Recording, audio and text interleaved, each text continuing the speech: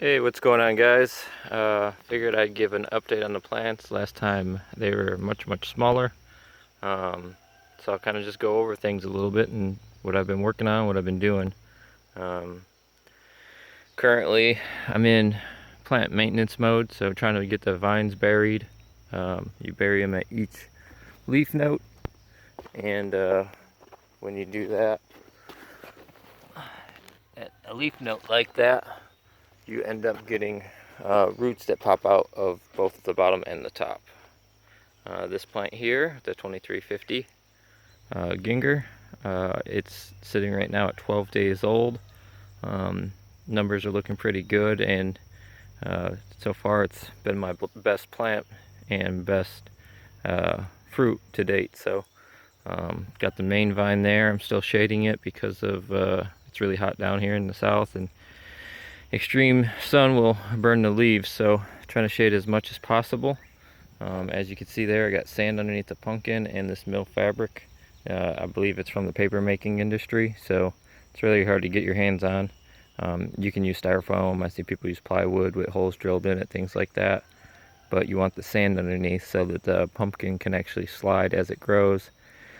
And it also kind of gives you little bitty marbles in case you need to slide the fruit back if your vine positioning is not as good as it could have been.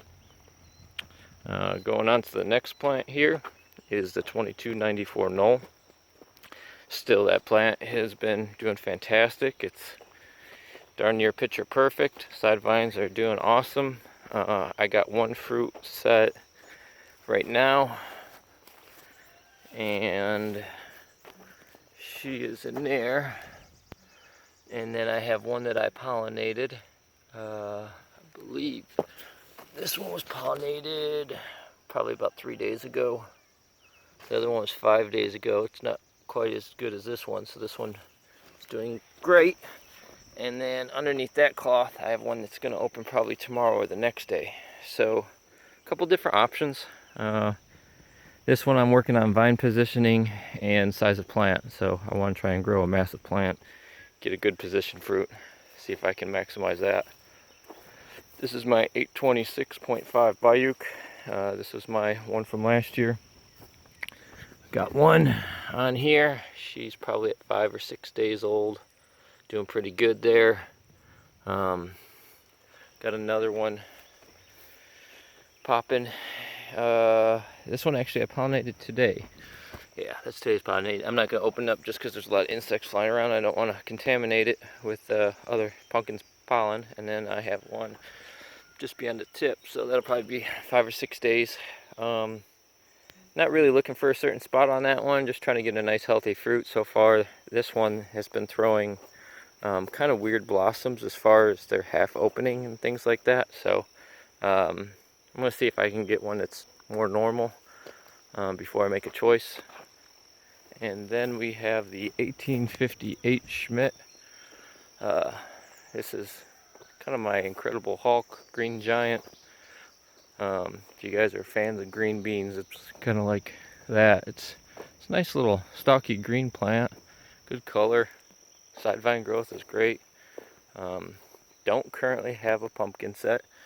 Not too worried about it. I had one that was growing real slow. Just decided to cut it off. Vine position wasn't great.